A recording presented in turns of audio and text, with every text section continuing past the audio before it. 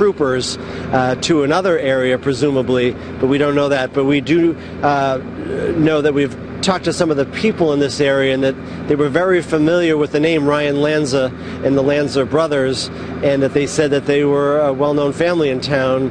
And now we are hearing that Ryan Lanza may be connected to the shooting and his brother may have been with him. We know that when we first arrived on scene, there was a man that was escorted out of the wooded area near the school, and that person told a parent, "It wasn't me, it wasn't me."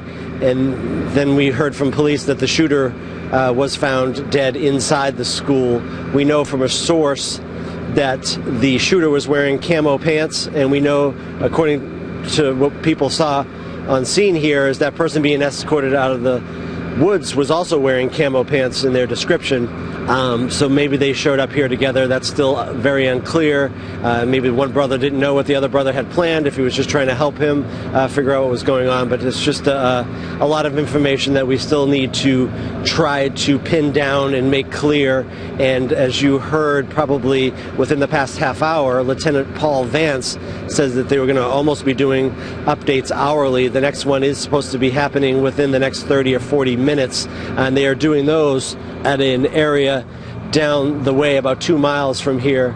And as we look over here, you can see some of the state of Connecticut vehicles coming into the scene. Emergency communication vehicle, that's obviously going to be part of the command post that is being set up here. We also saw one of the other state police major vehicles coming in earlier, because they said that they're going to have to process this scene over at the school and also another scene here in town. So there's just crime scenes, 2 major crime scenes in a town that rarely ever sees any crime whatsoever, never mind a massive massacre like this where 20 or so people have been killed, and many of those people very young children.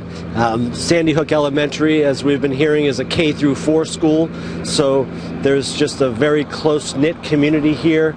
A lot of the parents live right in this area around the school, so now that, as you can see, they're dealing with all of this media, all of these emergency vehicles, and it's just going to be a situation that they're going to have to deal with as they, at the same time, deal with this horrible, horrible tragedy.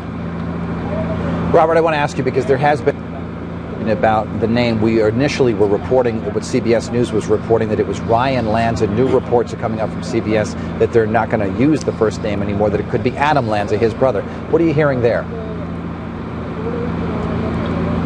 Well, that's interesting, because we did talk to a lot of the people, and we told them that, you know, that we were from sources hearing that it was Ryan Lanza. They said, "Oh, he has a brother," and then that's where it was starting to get a little bit confusing.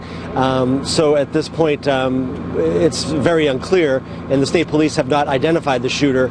But some sources were telling us that it was one of the Lanza brothers that was involved in the shooting, and possibly another one of the brothers was actually in custody, and that matches up with some of those first-hand accounts of what we heard was some of the one of the Lanza brothers possibly being escorted out of the wooded area, and him saying to a parent, "It wasn't me, it wasn't me." All right, Robert Goulston, thank you very much for that. We'll check in with you a little bit later on today with that information.